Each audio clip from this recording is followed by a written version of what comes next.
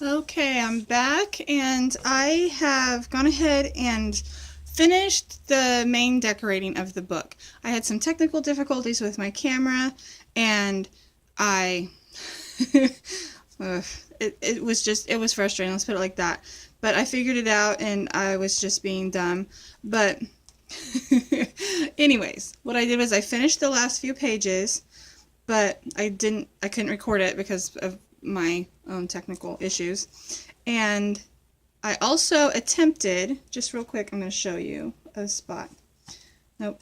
Yep. Where is it? Right here on this page, I attempted an image transfer, which didn't turn out. The transfer went okay, but it was very foggy. Like, it had like a white, like, the only word I can think of is like foggy or hazy picture, and you couldn't really make out what it was, which is sad because it was a cute little squirrel sitting on a stump eating an acorn. It was super cute, but it didn't work out, and so I ended up covering it with this picture here, which is fine, and I left it open on one side to make a little tuck spot. So I just wanted to clear up all that, and I think this is where, yeah, this is where you saw me, this is where it cut out last time, the camera. That's when it started having issues. But I put another little tuck spot here with these squirrels. I added some fabric and laces throughout the book, as well as some tabs, and I'll show those to you in a second. I added this little tuck spot here. I did a coffee dyed page for writing here, and I used that scrapbook paper with the leaves as a frame around that, and that's a pocket as well. Added a tab. Added this vintage image and just a gesso spot here for writing. Did a little fabric flip. Hopefully you can see this okay. I have it set up because I'm going to do some sewing here real quick. And added fabric to this pocket here and a lace flip. I used a vintage card. It was just a blank card on the inside. So I glued it on two sides and left it open to be a tuck spot. Added a little fabric collage here and a leaf. And then finally, I did a little flip here with a magazine image of a butterfly and some sari silk, and this flips up for some writing, and a little vintage image here of a squirrel. So that's what I've done that you missed that I was unable to record. I gotta move something out of my way. It's bumping into me. Okay, I guess I'm bumping into it. So what else I've done is I've added these lovely tabs to the side here. Hopefully you can see. It was just bits of fabric and trims, and I also added leaves to certain pages where they're sticking out over the edge, and I really like that look. They act as like little tabs or just decorative element that you can see before you even open the book, which is really cute. And so what I'm going to do today, first thing, I don't know how long this video is going to end up being, but the first thing I'm going to do is show you how I do some stitching on the pages. I'm probably not going to show you all of them, but definitely some, and just kind of give you an idea of how I go about doing that. So let's find a page where I know I want to do some stitching for sure. Okay, real easy. This one will be super simple. I have a tab on this side, and then I want to stitch along this edge of the pocket right here just to reinforce it so that if putting things in and out of the pocket, it doesn't get torn. So what I'm going to do is I'm going to just stitch. I'm going to start at this corner, which you can't see. I'm going to start at this corner right here, and I'm just going to stitch all the way up to the top because I don't have anything up here that I'm going to mess up.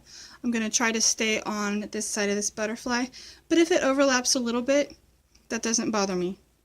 So the way I'm going to do that, which it's tricky and it takes some maneuvering, I'm folding the book gently. I don't want to break the spine or tear any pages, but I'm gently folding it over and holding it like this so that it's open as far as it'll go. I lost the page I was working on. Here we go. So the only page I have out, I can get a good view of that, is this one right here, and I'm holding the others back with my hand. It's a little bit tricky. It takes some getting used to. I have fumbled around with books a lot. mostly because I forget to sew things in like when I'm making junk journals and I'm stitching in pages, I forget to sew things in. It's like, oh, I have to go back and do that. Or I decide to add tabs or something. Okay, I'm going to put this on a straight stitch. And I'm going to stitch.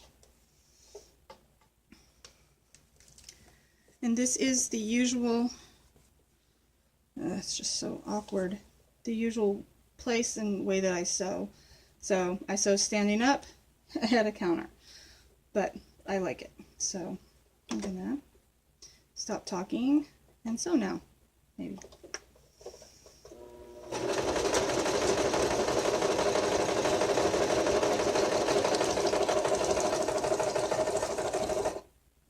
Oops.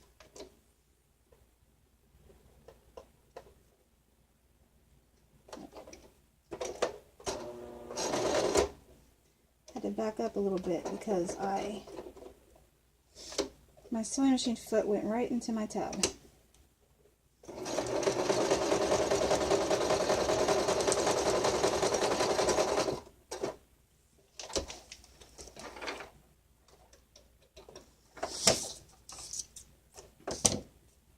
Okay, trim that a little bit. And there we have stitches all along that edge there. And I missed the butterfly, which I'm pretty happy about that. Now I'm going to do something maybe with yes, right here. I'm going to do this little, it says, yeah, a side pocket right here. I was confused for a second. And I'm going to stitch just as far as I can along the top and the bottom of the page just to reinforce that pocket. And if I look over here, I'm not going to be stitching over anything. Maybe this tag might interfere a little bit, but it shouldn't as it's going through the machine. So I'm going to hold the book like I have been.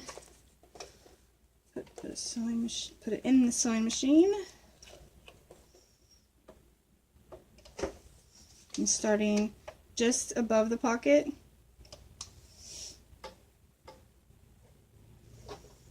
Adjust my foot because it was going under the counter a little bit.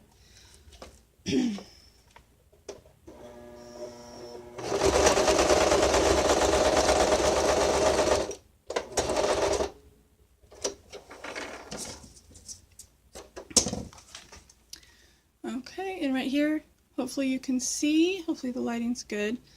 I did turn down the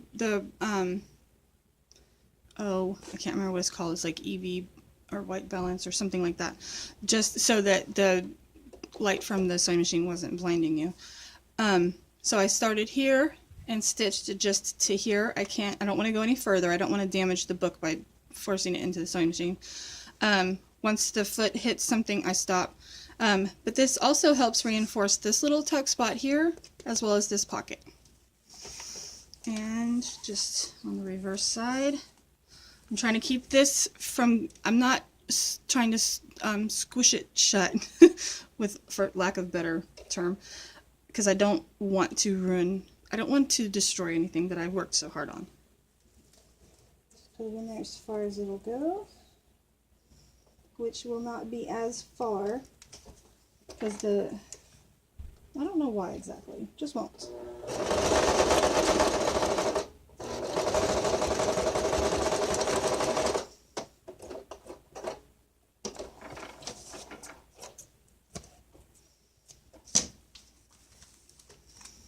Okay, so there's that page, and it didn't interfere with anything here. So that's just something to really keep an eye on. Be mindful of what's on the other side of the page. Be careful how you open and close the book, because you don't want to crack or rip anything like that. So that's basically the sewing. I'm not going to show you everything because there's a lot of tabs and there's little pieces of lace. I've gone through and I've added lace in different places, and they're just glued on with, what's it called, glue stick, because it's just a temporary hold until I'm ready to actually sew them down. I've added the leaves here, like I said, little tabs, little cluster there. But yeah, I didn't tell you about that. I guess the last thing you saw was the acorns. Fabric, just yeah, and I may, some elements like this pocket, for instance, I'll sew that around along the corner. And you'll see all of that when I do the final flip through. Okay, and this video isn't terribly long. So what I'm going to do is I'm going to talk about another step that I can just squeeze in here real quick, because I can go ahead and do it and it won't be in my way. What I have done is I've selected a bunch of like eyelash trims, and I have this. I have several eyelash trims. I have like an orange, a brown, and an off-white color, like an ivory, and so they're very autumnal colors. And then I have this green, which I kind of want to put in there too, because there is some little bits of this dark green color, and I like this. It's like a different kind of eyelash trim. I don't know exactly what it's called. I'm going to do a couple, if I have a couple. This came from a piece of, it was like a large trim that was made for drapes, and I just unraveled it is what I did. That should be long enough. It's another little ivory colored one. So I'm going to go to the center of each signature of the book where the stitches are. And what I'm going to do, see, this has kind of a green tint, so I'm going to use that green here. And I know that I have, how many signatures? 4, right? 4. Oh, I bumped the camera. Sorry about that. And I'm going to take, I think I'll do some orange on there as well. I'm going to take it and I'm just going to get it all stretched out. Put it here and wrap it to the front. Hopefully you can see what I'm doing clearly. To the, sorry, not the, well, it's on the outside of the spine, to the top of the spine, and then I'm just going to tie it. Kind of even it up as best I can. And tie it, probably a double knot, just so it doesn't come off. And that adds strength to the signature. It helps hold your papers in a bit, and it also adds a fun decorative element to the spine, as well as a tassel type fringe at the top once you get all of the what is it called? All of the signatures done. You'll have 4 different things with multiple ribbons, threads, yarns on there, and it just adds another element to the book. Yeah. Now that I'm looking at it, I don't know if I love that orange. I might change that and just stick with the browns and greens. We'll see. But I just wanted to show you that real quick, that I'm going to be doing that. And the next thing, I'm gonna finish sewing, and then the next thing we'll do is make the tags and journaling cards and things like that I'm going to put into the pockets. All of the extra goodies. Alright, thanks for watching, guys. Bye.